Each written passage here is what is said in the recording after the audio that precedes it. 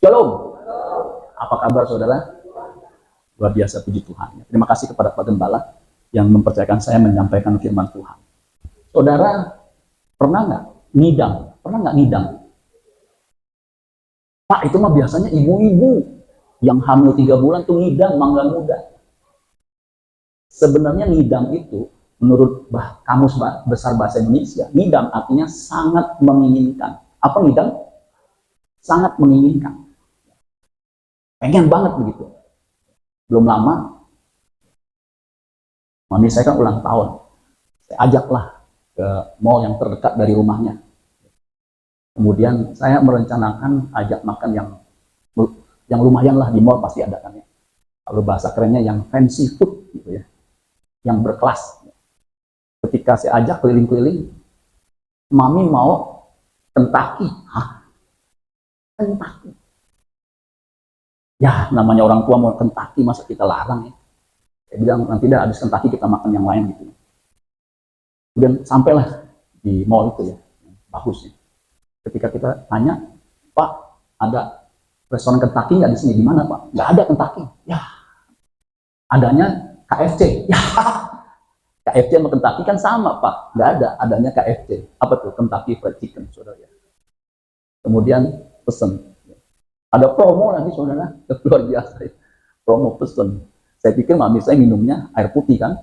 Saya mau pesen air putih. Nah, Coca-Cola. Umur 80 Coca-Cola. Ya udah Coca-Cola. Ya. Saya air putih anaknya, saudara ya. Ya udah ngiler aja tuh. Coca-Cola enak kali ya. Istri saya udah ngototin, awas sama minum Coca-Cola. Mami saya asik. Diam-diam saya sedot aja tuh Coca-Cola, saudara ya. Jadi ternyata mami saya, adik saya bilang, dari kemarin dia udah, dari 2 hari lalu, sejak nyoblos itu dia pengen Kentucky. Jadi dia ngidam Kentucky umur 80, minumnya Coca-Cola. Saya udah dilarang keras minum Coca-Cola. Lu mau umur panjang, jangan minum Coca-Cola. Saudara ya, mami saya umur 84 minum Coca-Cola nggak apa-apa tuh ya. Jadi ngidam itu sangat menginginkan. Dia nggak mau makanan fancy food. Ya, sudah keker, muji gaya, mantep nih. Saya lihat, wah ini bagus nih. Begitu saudara sekalian ya. Jadi ngidam itu sangat menginginkan. Ya. Di perjanjian lama, ternyata ada seorang raja yang ngidam, yang sangat menginginkan untuk mendapatkan minuman, biasanya minuman atau makanan. Ya. 2 Samuel 23 ayat 14 sampai 16. Nah, seri khotbah saya pada hari ini sama dengan pagi, yaitu serinya adalah penyembah yang benar. Cuman saya ambil subtemanya yaitu God seeks the true worshiper. God seeks true worshiper. Coba katakan, God seeks true worshiper. 1, 2, 3. Nah, monyong dikit saudara. God seeks, mencari. God seeks true worshiper. Ada yang tahu singkatannya FFC? Philemon Family Church. Nah, gitu saudara ya. Ini ininya nih, brandnya saudara ya. Jadi kita nanti ke barat-baratan ya. Karena memang bahasa Inggris masih tetap bahasa internasional. 2 Samuel 23 ayat 14 dikatakan begini. Pada waktu itu, Daud ada di dalam kubu gunung. Dan pasukan pendudukan orang Filistin waktu itu ada di Bethlehem. Ini kenapa nyala? Mati nyala ya. Pas lihatnya, saya kan pegangnya begini saudara ya. Apa begini kayak perempuan nih. Pada waktu itu Daud ada di dalam kubu gunung dan pasukan pendudukan orang Filistin pada waktu itu ada di Bethlehem. Jadi orang Filistin, musuh dari bangsa Israel, itu ada di Bethlehem. Ada di mana? Bethlehem. Nah, sedangkan Daud itu ada di kubu gunung. Lalu, perhatikan, timbullah keinginan pada Daud. Timbul apa? Keinginan. Dan ia berkata, dia ngomong, cuma ngomong, sekiranya ada orang yang memberi aku minum air dari perigi Bethlehem yang ada dekat pintu gerbang, cuma ngomong begitu. Kalau mami saya mungkin ngomong sama anaknya atau sama adiknya ya, begitu saudara. Dia ngomong, sekiranya ada orang yang memberi aku minum air dari perigi Bethlehem yang ada dekat pintu gerbang. Memang pada waktu itu air itu sampai sekarang pun Cuman bedanya kalau di bangsa Israel, di Israel itu kan banyak padang gurun, jadi tidak semudah kita mendapatkan air, terutama untuk pertanian. Ya, jadi air itu lumayan berharga. Tapi bukan berarti dia kan seorang raja, dia bisa minum air dari yang disiapkan oleh prajuritnya. Tapi kok aneh, sekiranya ada orang yang memberi aku minum air dari perigi Bethlehem yang ada dekat pintu gerbang. Nah, Daud itu lahir di mana? Besar di mana? Ada yang tahu? Di mana? Daud. Raja Daud. Keturunan Daud. Yesus lahir di Bethlehem, bukan lahir di Brohem. Jadi Daud itu waktu kecil, dia besar di Bethlehem, lahir di Bethlehem. Ternyata dia pernah merasakan sejuknya, beningnya air yang ada di perigi itu. Jadi otaknya, kalau kita belajar di otak, itu otak bisa mengingat sesuatu yang memorable. Sehingga timbul tuh begitu. Nah, biasanya kalau dua ngidam itu susah. Ya, kalau suami istri ngidam, itu mau nggak mau mesti dipenuhi. Kalau enggak nanti anaknya lahir, nah, sudah tahu kan? Makanya kalau anak lahir, nah itu mungkin. Karena ngidamnya tidak dipenuhi. Jadi, karena Daud pernah minum air yang begitu menyejukkan dan memorable, sehingga ketika di kondisi perang pun tiba-tiba ada keinginannya. Makanya dia bilang, aduh, kalau ada yang ambil air di perigi itu, aduh, itu ngidam, saudara. Jadi, ternyata laki juga bisa ngidam. Padahal kan dia nggak bunting, saudara. Tapi namanya otak itu bisa mengingat sesuatu yang dia pernah alami, dan itu bisa memacu gitu ingatannya sampai pengen lagi. Nah, ayat 16 ternyata didengar oleh perwiranya. Lalu, ini nggak ada diskusi lagi. Jadi ketika didengar tiga perwiranya, lalu ketiga pahlawan itu menerobos orang Filistin. Karena perigi itu ada dikuasai, kan kalau sudah baca di ayat yang 14 itu, pada waktu itu ada di Bethlehem orang Filistin. Waktu ada keinginan, sumurnya ada di situ. Berarti kalau ada orang di situ, musuh ada di situ, pasti dihabisi. Itu nggak, saudara? Tapi yang luar biasa, lalu ketiga pahlawan itu, perhatikan, menerobos. Menerobos itu enggak, permisi, enggak begitu. Terobos. Perkemahan orang Filistin.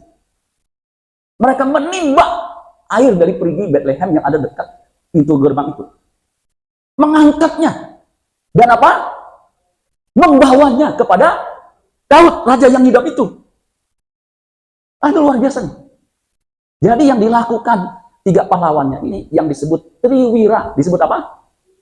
Jadi Daud punya tentara, pasukan, perwira, triwira. Ini tiga triwira. Ada tridasa wira. Tri 3 dasa, 30. Nah, dia yang membawa 30 perwira.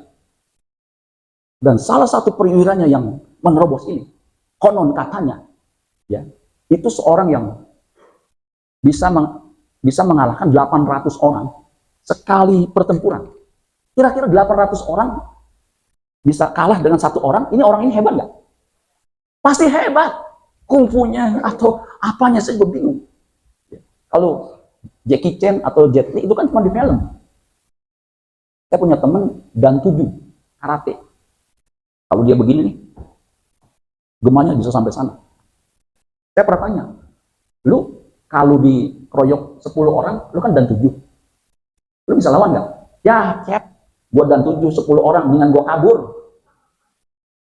Lah, kan dan 7.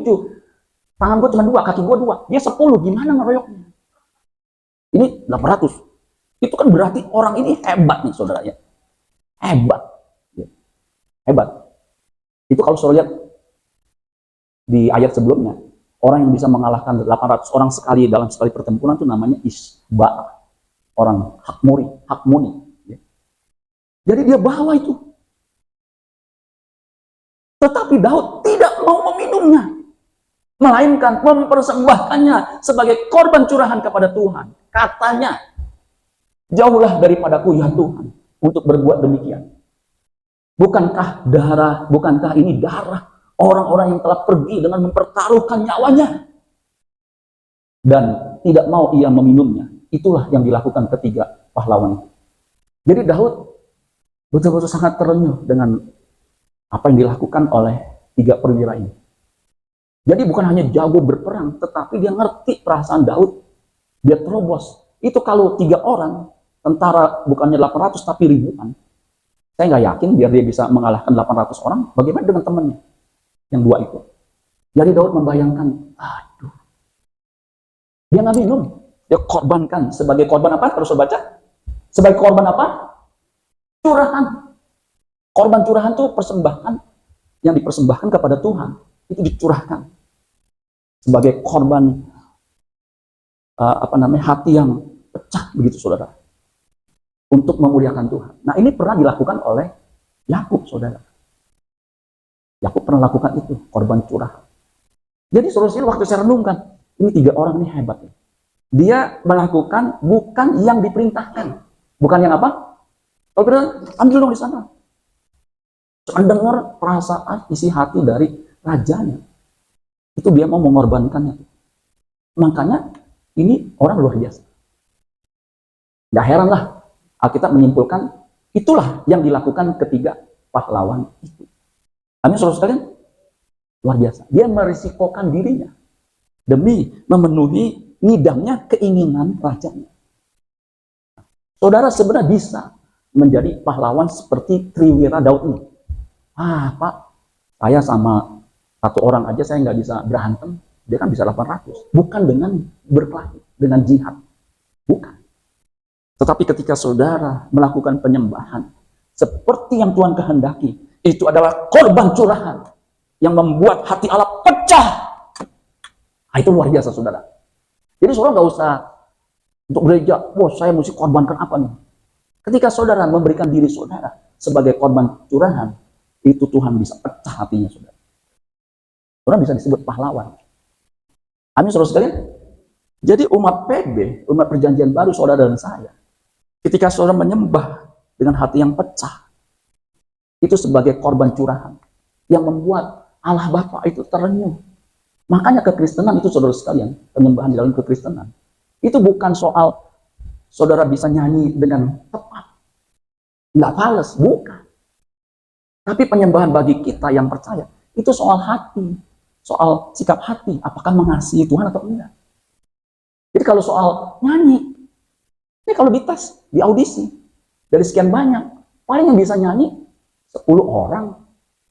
Jadi penyembahan orang Kristen itu bukan soal syair dan lagu dan irama atau pitch-nya pas. Misalnya C, coba gini. Ini C nih, ini apa? D, C, D, E, F, G. Tuh. Jadi kalau ini ditujukan kepada pemusik, dia tahu C. Waktu nyanyi, udah nyanyi kan berarti kuncinya udah ada. Ketika diginiin, artinya apa? Ref. Tuh, itu kode-kode. Karena kenal, tahu. Tapi kalau begini ditujuin ke pandang, dia langsung ambil kayak botol 2. Nah, beda, saudara. Mana musiknya C? C itu begitu. Gedein. Nah, gedein, krong. Nyanyian hidupku tak sekedar syair, lagu, dan irama. Nyanyian hidupku melakukan kehendak-Mu Bapa. Lagu ini agak sulit, saudara. Makanya saya bisanya cuma refnya 2. Karena alunannya tinggi, rendah. Jadi saya pelajari refnya aja. Jadi kelihatan pintar nyanyi, saudara. Padahal saya ini bukan keturunan penyanyi. Tapi saya berlatih pitch. Begitu, saudara. Pak Gembala juga bisa main gitar. Waktu remaja sama-sama main gitar. Pernah vokal grup, saudara ya. Jadi pujian penyembahan kita itu bukan syair dan lagu dan irama yang dilantunkan. Bukan. Karena buat apa saudara menyanyikan lagu sampai sahdu merinding? Bulu kuduk bangun. Bulu kaki bangun. Bulu yang dikempit keluar. Merinding, saking merinding. Tapi kelakuan saudara, sampai orang, Kok bisa lu orang Kristen kayak begini? Aduh, bukan begitu. Karena ujian penyembahan kita itu bukan hanya saya dan lagu, tapi perilaku kita. Apakah perilaku kita itu benar atau enggak? Jangan di gereja angkat tangan, haleluya, haleluya. Di rumah, tangannya kayak halilintar, nyambar ke istrinya, nyambar ke anaknya. Tersinggung dikit, apa lu?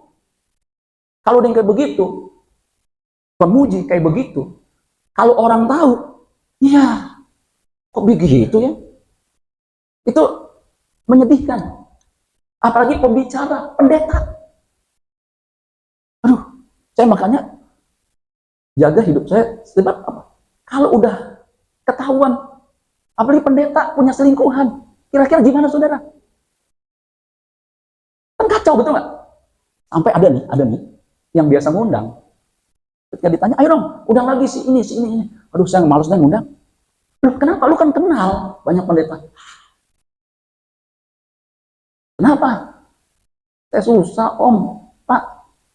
Kalau ngundang itu, dia ngundang. Saya ngundang, tapi saya tahu kelakuannya kayak begitu. Nanti dia ngajarin gereja Bapak gimana. Udah, kalau saya ngomongin kan tak ketahuan, gak enak. Sampai saya, apa iya? Ya. Tapi memang saudara, dulu saya paling hampir nggak ada absennya ketika sidang. Saya pernah sidang sama mertua saya. Mertua saya itu mamanya dia. Mamanya dia itu galak, saudara. Tapi ketika sidang, dia keluar. Saya tanya, "Mah, kenapa?" "Aduh, mama takut deh." "Kenapa?" "Itu pendeta pada berantem." Saya ikutin kan, tadinya saya bilang, kok bisa begitu ya? Waduh. Nah, saudara, nggak mudah. Makanya pengajaran tentang penyembah yang benar itu, ini pelajaran yang penting. Habis saudara sekalian, dan Tuhan mencari orang yang menyembah Allah dalam roh dan kebenaran. Coba klik. Yohanes 4 ayat 23. Namun akan segera tiba waktunya. Dan itu adalah sekarang. Ini menurut Indonesian Modern Bible. Jadi waktunya akan segera tiba dan itu sekarang. Sejak Yesus datang, pujian penyembahan itu atau penyembahan itu, ibadah itu bukan di Yerusalem, bukan di Gunung Gerizim. Bukan dipisahkan atau ditentukan oleh tempat, ruang, dan waktu. Sebab ketika tabir bait Allah terbuka, semua punya akses untuk bisa menyembah. Jadi ruang ibadah itu tidak dibatasi di bait Allah. Bahkan bait Allah ketiga yang sesungguhnya adalah tubuh orang percaya. Yang harus dijaga. Karena penyembahan itu di mana Allah hadir. Ini benar. Yesus ngomong begitu. Adalah sekarang. Apa tuh? Penyembah yang benar. Yang benar. Akan menyembah Bapa dalam roh dan kebenaran. Karena, perhatikan, Bapa mencari penyembah-penyembah yang demikian. Yang menyembah Allah dalam roh dan kebenaran, itu dicari Allah.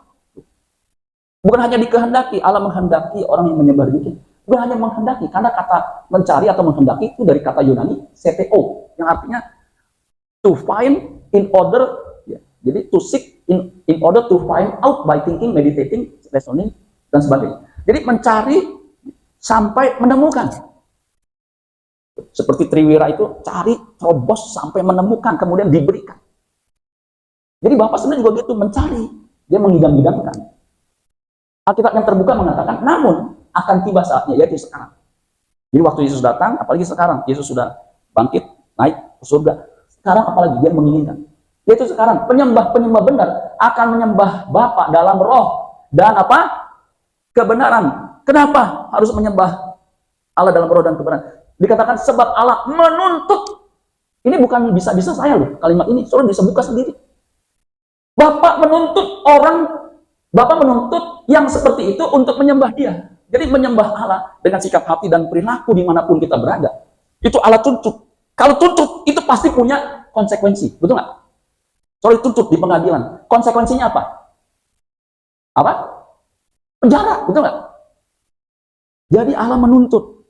Makanya kalau saudara menyembah, tapi tidak mengalami perubahan, tidak taat kepada kehendak Allah, saudara akan diusir. Makanya Yesus bilang begini, bukan orang yang berseru kepada Tuhan, Tuhan, yang akan masuk ke dalam kerajaan surga, melainkan dia yang melakukan kehendak Bapakku.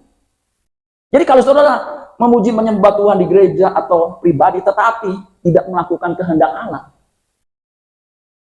itu bukan penyembahan. Bukan itu. Pada akhir zaman, pada zaman terakhir, orang akan berkata, bukankah aku mengusir setan demi namamu? Itu ayat 22-nya. Bernubuat demi namamu. Bernubuat itu sekarang khotbah. Kemudian mengadakan banyak mujizat demi namamu. Itu kan pelayanan yang luar biasa kalau mengadakan mujizat. Pasti gereja penuh.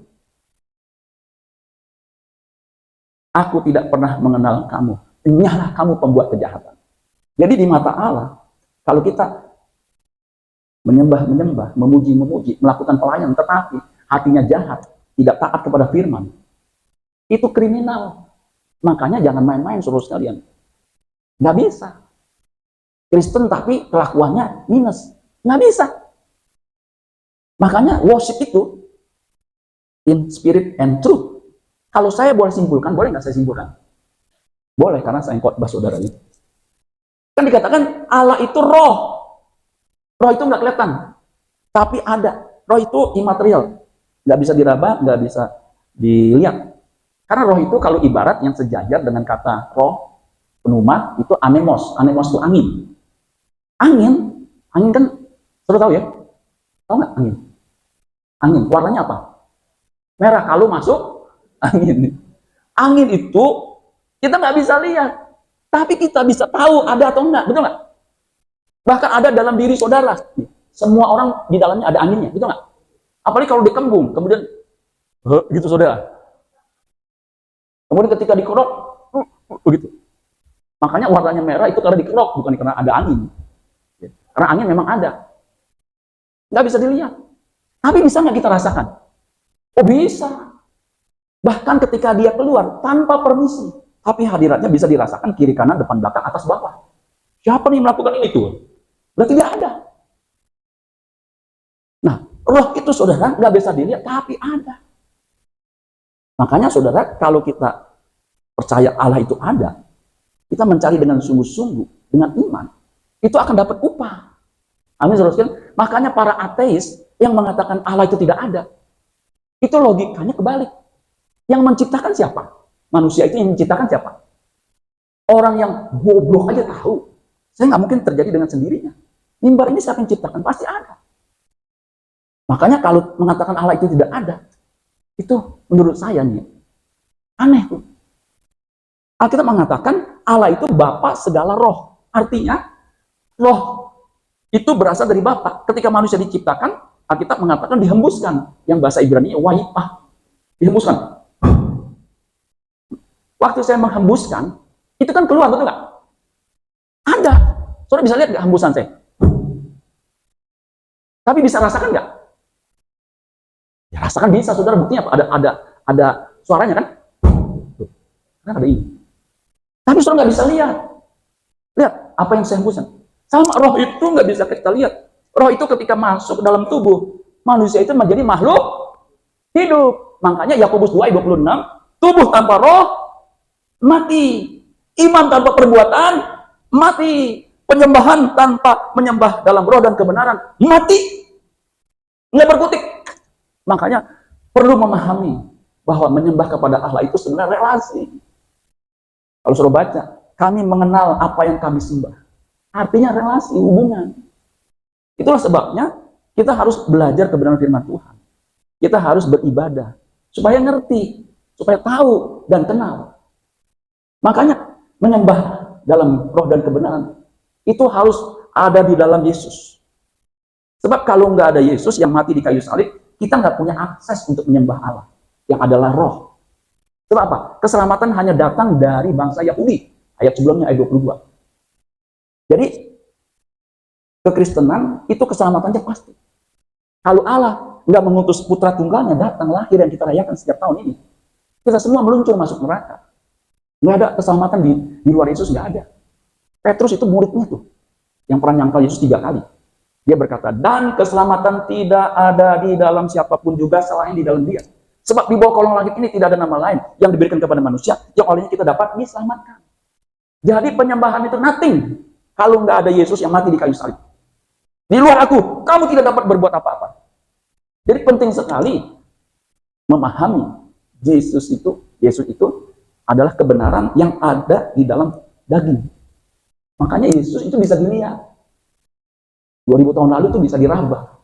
Itu kepenuhan Allah yang menetap di dalam tubuh jasmani. Itulah sebabnya kuasa ke-8 mencoba meragukan Yesus itu bukan anak Allah.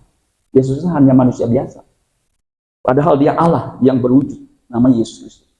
Sehingga ketika kita percaya Yesus yang mati dan bangkit, naik ke surga, kita punya akses. Makanya di luar Yesus penyembahannya, maaf kata ya, itu nggak direken. Makanya nggak heran, kelihatannya rajin sembahyang. Tapi ketika berkeluarga sebagai suami, tanpa merasa salah, dia kawin lagi. Sekarang saya mau tanya, ada nggak wanita yang mau dimadu? Ada nggak? Jujur, ada nggak? Kalau istri saya udah ngancem, kalau kita menikah, lu jangan coba-coba, selingkuh dah. Kalau selingkuh, gua potong habis. Nggak ada. Nggak ada wanita yang mau dimadu. Yang diracun aja kagak mau, apalagi dimadu, saudara. Jadi, lihat saudara. Kelihatannya saleh, tetapi kok bisa ya? Menurut saya sih nggak ada wanita yang mau diduain. Memang ada sih spesialis wanita yang mau diduain ya. Begitu di posting lagi di medsos. Istri saya ada 2 nih. Saya pernah lihat di IG. Yang ini yang pertama, ini yang kedua. Mereka akur tuh. Saya bilang ini apa benar ya? Tuh mereka belanja tuh.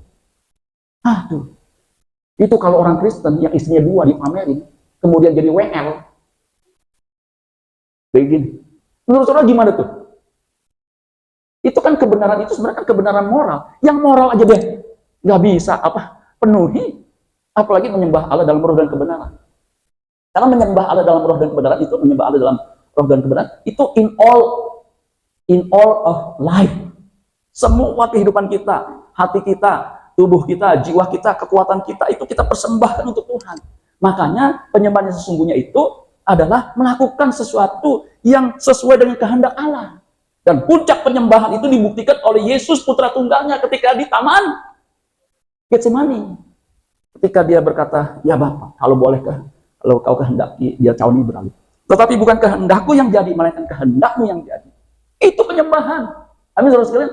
Ketika saudara taat melakukan kehendak Allah meskipun sulit, itu penyembahan. Seperti Abraham, ketika dia hendak mempersembahkan Ishak, anak satu-satunya anak tunggal. Ketika dia mau mempersembahkan korban bakaran, pisau sudah mendekat. Abraham, stop tuh. Kejadian 22. Telah ku ketahui sekarang bahwa engkau tuh nggak main-main. Taat betul-betul. Makanya nggak heran, Abraham itu disebut bapak orang percaya, orang beriman. Nah, kita yang beriman kepada Yesus terhisap sebagai keturunan Abraham. Harusnya taatnya seperti itu. Itu penyembahan. Amin, saudara sekalian. Dan Paulus mengatakan, aku menjawab jika aku makan, atau jika aku minum, atau jika aku melakukan yang lain, sesuatu yang lain, lakukan itu semua untuk kemuliaan Allah. Jadi apapun yang kita lakukan harus benar sesuai dengan kehendak Allah. Itulah sebabnya nasihat Paulus kan dia menulis surat kepada Korintus, dia juga menulis surat kepada Roma. Karena itu aku menasihatkan kamu. Ini nasihatnya. Demi kemurahan Allah, persembahkanlah tubuhmu sebagai persembahan yang hidup, yang kudus, dan yang berkenan kepada Allah. Itu adalah ibadahmu yang sejati. Jadi ibadah sejati itu mempersembahkan tubuh. Tubuh ini kan ada anggota tubuhnya. Untuk apa? Melakukan kehendak Allah. Untuk apa? Melakukan yang memuliakan Allah. Sebagai senjata kebenaran, artinya melakukan yang benar-benar. Itu menyembah Allah dalam roh dan kebenaran. Jadi bukan lantunan lagu. Lantunan lagu itu liturgi, tata cara. Begitu saudara. Ya memang kalau dalam ibadah kita butuh WL yang mumpuni supaya ibadahnya lebih tertib. Coba kalau suaranya fals kan susah. Makanya kesimpulan yang ketiga, ibadah yang disebut menyembah Allah dalam roh dan kebenaran itu di mana saja, everywhere, every time. Di segala tempat. Di mana bumi dijunjung, bumi kok dijunjung? Bumi diinjak, tangi dijunjung, itu ruang ibadah kita. Amin, saudara. Nggak bisa di gereja kita angkat tangan puji Tuhan. Ketika di jalan dan kesenggol dikit, apa lu gua bacok gitu tuh. Itu bukan orang Kristen disebut penyembah yang benar. Itu nggak beres.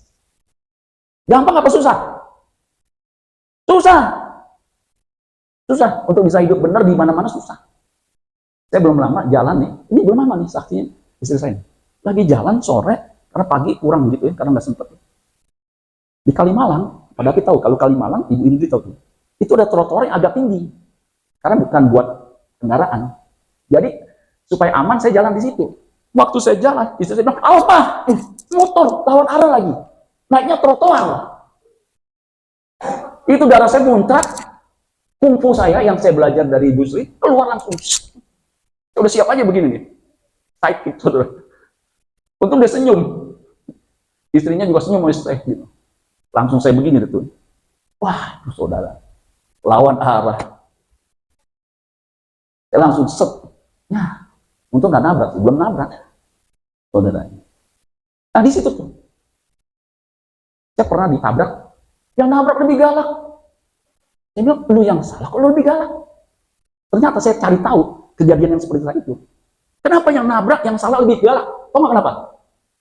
Supaya nggak dimintain ganti, itu saudara. Dia lebih galak, Bapak sih salah.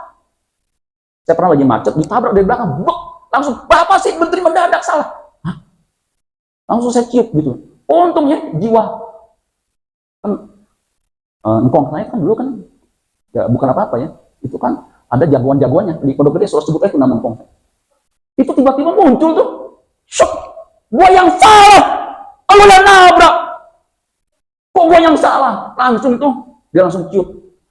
Iya Pak, saya salah. Makanya, kok jadi gua yang salah? Lu ganti lu. Jadi, timbul tuh saudara. Waktu itu belum pendeta saudara ya. Ganti! Rumah saya kan kebetulan Jatiwangi yang dekat. Lu nggak ganti, awas ya. Ini Pak kartu nama saya. Awas kalau nggak datang. Di mana gantinya? Di sini Pak. Saya catat nih nomor, alamat kantornya segala macam. Janjian singkat cerita. Datang saudara. Di mana tuh tukang bengkel. Pas datang, bilang saya udah di sini nih. Ya udah Bapak deal dulu deh. Berapa ininya? Saya ngomong dong. Ya, deal. Sekian. Dia datang. Nih ngomong langsung. Ya nggak bisa kok, mahal amat. Ya lu yang nabrak penyok tuh. Gak bisa Pak. Bengkel pinggir jalan aja. Langsung tuh. Lu yang bilang di sini. Kok pindah lagi? Udah telat gitu. Iya Pak, iya Pak. Ya beres deh. Akhirnya diganti saudara. Itu setelah saya keluarin itu tuh pendekar yang dari engkong saya dulu kali gitu ya. Yang turun ke papi saya lagi gitu apa. Yang dari dulu begitu. Baru beres saudara. Nah itu saudara. Tapi dengan berjalannya waktu, saya kan nggak bisa begitu. Coba kalau ada jemaat pada waktu saya udah pendeta, pasti bingung. Buset, pendeta bolak banget deh. Gimana berjemaatnya nih? Jadi saya kan bertumbuh. Ini kan ada teman saya semean nih. Teman saya semean. Tanya aja ya. Dulu kan saya juara kelas, tanya aja nih. Saya udah mengalami perubahan tuh. Ya. Waktu punya mobil itu jadi begitu saudara. Karena mobil bagi pria kan kayak istri mudanya gitu saudara. Ya. Nggak boleh tersenggol gitu ya. Betul kejadian lagi. Diparkir di toko roti tuh, Holland. Begini masuk. Pas pulang, saya udah lihat kiri kanan, nggak ada ya. Saya kan langsung begini supaya bisa begitu, langsung begitu kan. Waktu ban depan begini, mobil masuk, seret, ya. Pinggirnya dia penyok. Langsung, Bapak kok kenapa puter? Ya mana gua tahu lu tiba-tiba masuk. Ya udah saya ganti deh, saya bilang. Saya nggak menerapkan galak dulu. Aduh, saya juga kagak lihat karena saya pikir saya udah begini kan. Itu kan koinsiden, jadi pas begitu dia masuk, pas saya begini. Tukang parkirnya kagak kasih kok, nggak kasih tahu terus Pak begitu. Sehingga ketika saya begini, itu dia langsung masuk. Dia juga kan nggak nyangka kalau dia begini, dia begitu kan, dia juga pasti nggak mau masuk. Karena ganti saudara sekalian. Ya. Jadi saya nggak tensi tinggi, ngobrol. Oh, ternyata BCA juga saudara. BCA mana Pak? Nah itu udah pendeta saudara ya. Jadi penyembahan itu dimanapun kita berada, kita menyembah. Nah itu yang dicari oleh Tuhan. Tuhan mencari, Tuhan mencari penyembah-penyembah yang demikian. Orang yang hidupnya seperti Kristus itulah sesungguhnya penyembahan yang sejati di mata Tuhan. Dan Allah Bapa mengidamkannya, menginginkannya. Makanya lakukan deh, terobos itu tuh. Yang tadi tuh kayak saya tuh belajar tuh gitu. Supaya apa? Bapa disenangkan, itu menjadi korban curahan di mata Bapa. Amin, saudara sekalian. Jadi bukan hanya pandai menyanyi di gereja, di depan mimbar, tetapi bagaimana hati kita taat melakukan kehendak Bapa seperti Kristus. Sehingga dimuliakan, Yesus itu dimuliakan di Filipi 2 ayat yang 11. Itulah sebabnya dia ditinggikan, dimuliakan, supaya setiap lutut bertelut, lidah mengaku Yesus adalah Tuhan. Kita juga begitu, ketika kita taat melakukan kehendak Allah, itu adalah penyembahan. Kita akan ikut memerintah bersama dengan dia di keabadian. Amin buat firman Tuhan. Tepuk tangan buat Tuhan Yesus.